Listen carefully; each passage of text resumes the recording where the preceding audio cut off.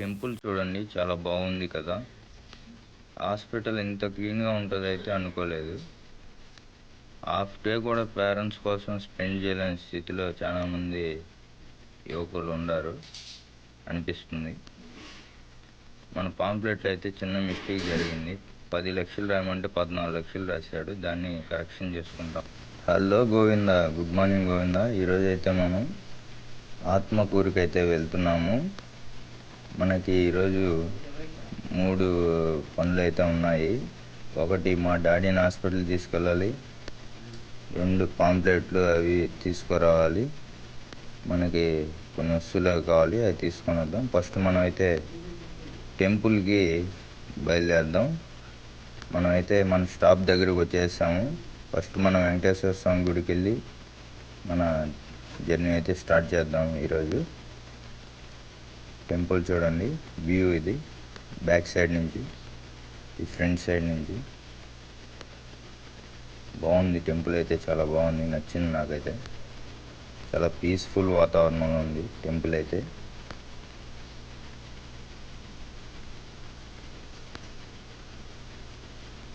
లోపల అయితే చూడండి, గజస్తంభం కానీ ధ్వజస్తంభం అంతా చాలా బాగా నీట్గా ఉంది.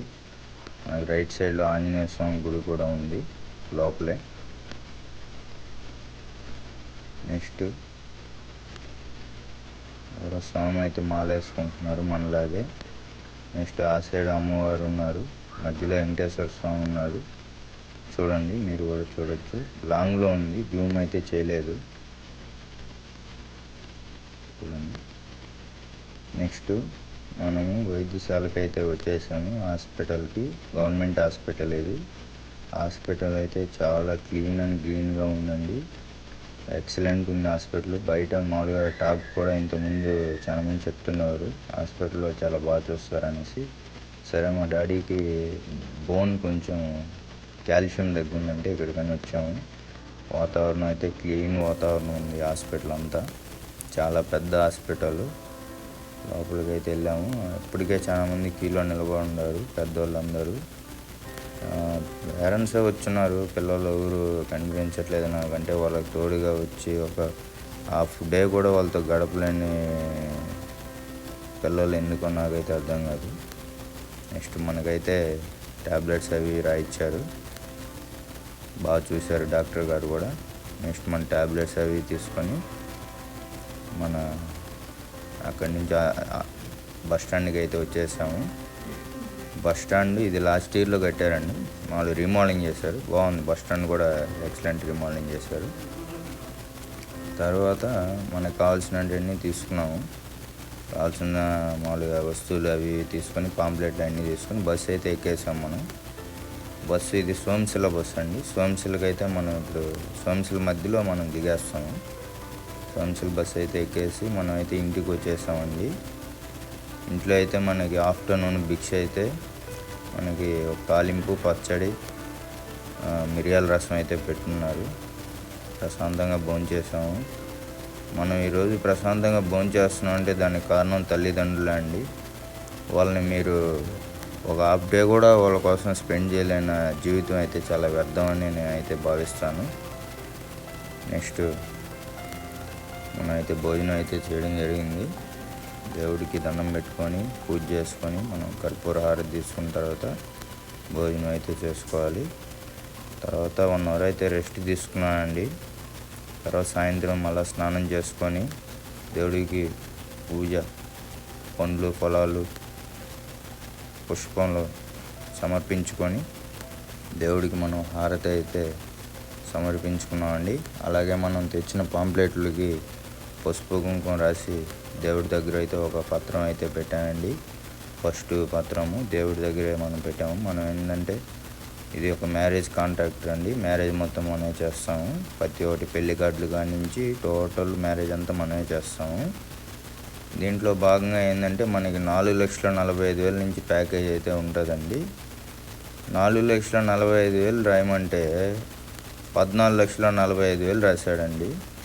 గ్రాఫిక్స్ ఆఫ్సెట్ ప్రింటర్స్ అతను. ఏం చేద్దాం, ఇంకా 1000 ప్రింటింగ్, అన్నిటినీ మార్చుకోవాల్సింది.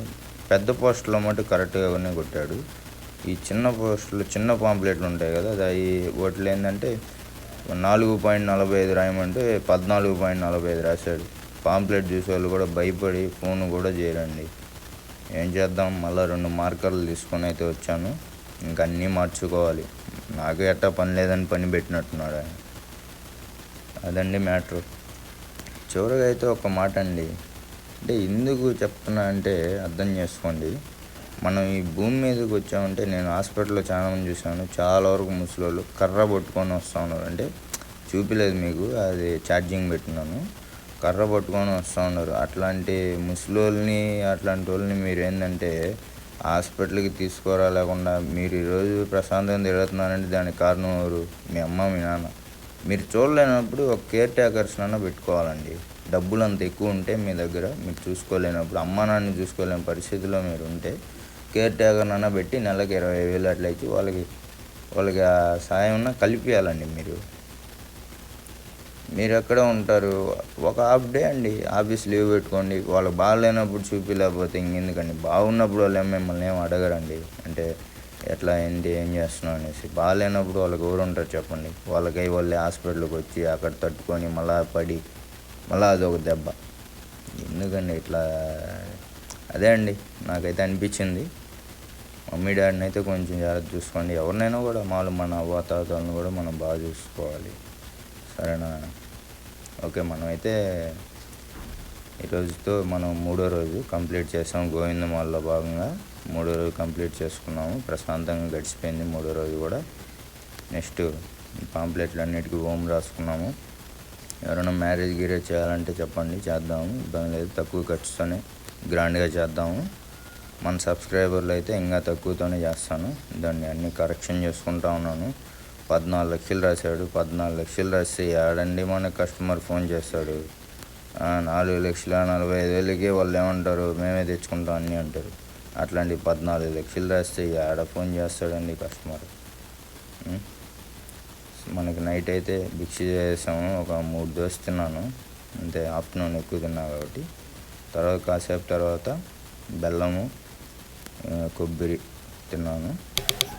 ఓకే గోవిందా, ఈరోజు అయితే మనకి 3వ రోజు కంప్లీట్ అయింది. మీరైతే సబ్స్క్రైబ్ చేసుకొని లైక్ చేసుకోండి గోవిందా. మరిన్ని వీడియోస్ చేద్దాం ముందు.